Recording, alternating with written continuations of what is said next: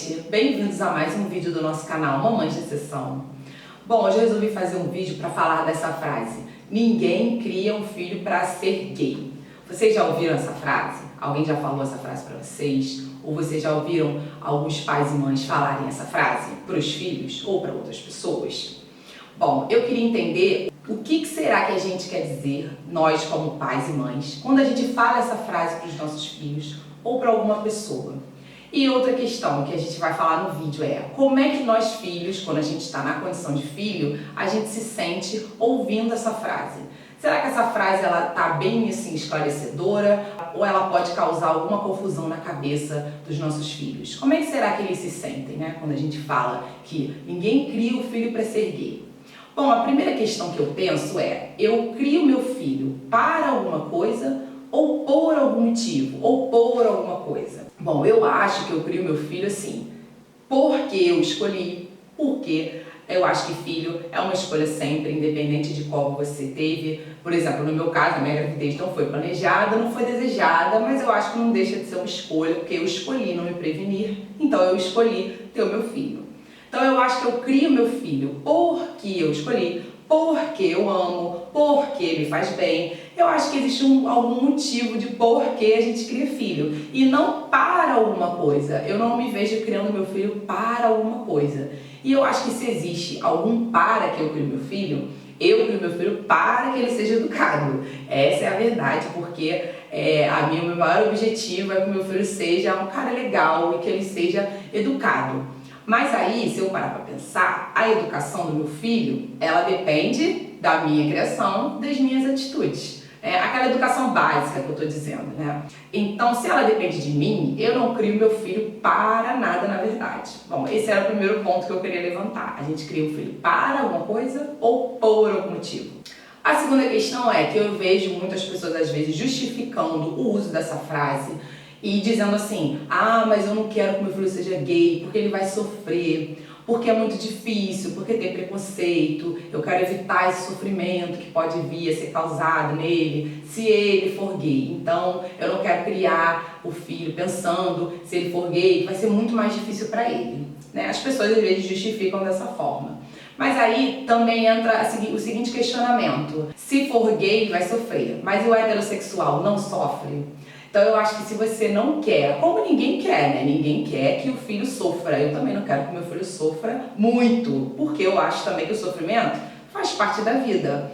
Mas se você não quer que o seu filho sofra por algum motivo, eu acho que é melhor a gente ir para um outro caminho. Por exemplo, se você não quer que seu filho sofra, você ensina seu filho a ser questionador, você ensina seu filho a defender a verdade dele, a acreditar na pessoa que ele é, a dizer não, a não se ofender com o comentário do outro.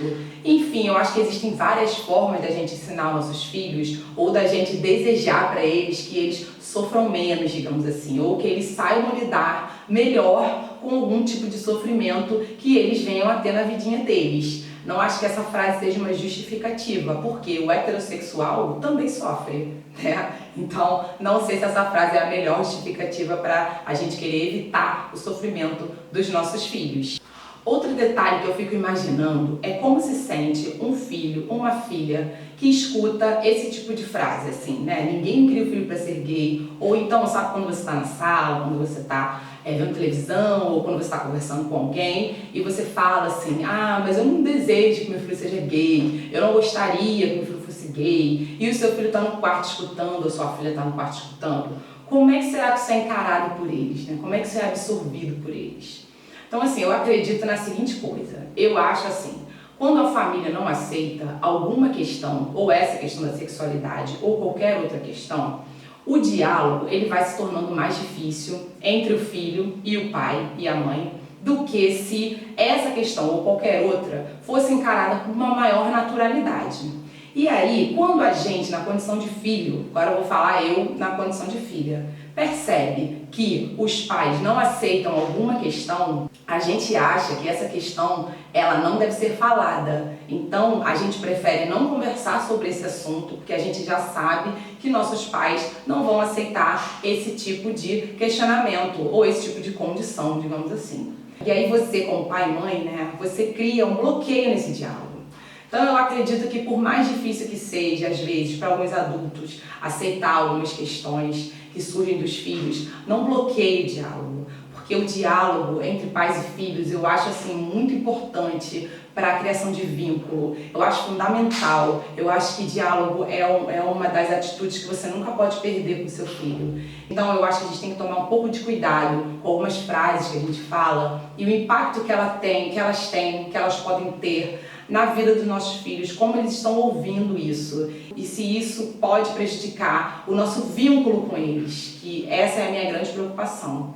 Então, assim, vou dar até um exemplo de uma situação que acontecia na minha casa. É uma situação boba, mas que se tornou uma quebra nesse diálogo. Na minha casa, a minha mãe, toda vez que a gente passava por algum lugar onde tinham mulheres tomando bebida alcoólica, bebendo cerveja, ou então quando ela estava vendo televisão e via alguma mulher bebendo, ela sempre falava assim: não, mas mulher não pode beber porque é feio. Mulher não pode beber porque é errado, porque fica feio para a mulher beber. Enfim, ela sempre colocava a situação de que a mulher tomando cerveja ou tomando uma bebida alcoólica não fica bonito para a mulher. O que foi acontecendo? Eu cresci ouvindo isso. Quando eu cresci e sentei num bar e tomei a minha primeira cerveja, vocês acham que eu cheguei em casa e sentei e contei para minha mãe que eu tinha tomado a primeira cerveja? Claro que não, né? Porque se eu cresci ouvindo a minha mãe falar que aquilo ali não era bom, que não era bonito, que pegava mal, eu não ia chegar em casa nem contar da primeira, da segunda, da terceira cerveja. Então isso criou uma barreira. Então muitas das coisas que eu ouvia a minha mãe falar que não era bom, que não era bonito, ou que ela não aceitava, eu chegava em casa, eu fazia. Se eu fizesse, quando eu chegava em casa, eu não ia contar pra ela. Porque a gente como filho pensa assim: se a minha mãe tá falando que é ruim, que não é bom, se eu fizer, eu não vou contar pra ela, porque coisa errada, a gente não conta pra mãe e pai. Então é um exemplo de uma quebra de diálogo que eu vivi na minha casa. Então por isso a minha preocupação sempre em estreitar esse vínculo do diálogo com meu filho. Quero que ele tenha abertura sempre para me contar tudo que ele quiser, de qualquer forma, do jeito dele, sobre o que ele passar. Porque acho que a maior ajuda que a gente pode dar para nossos filhos, às vezes é nesse momento que eles estão precisando falar alguma coisa, contar algumas coisas. E a gente, como pais e mães, que conhecemos nossos filhos de uma forma muito grandiosa, a gente vai poder ajudar em alguns momentos se eles tiverem alguma coisa para contar. E se isso for quebrado, fica muito mais difícil, fica muito mais complicado.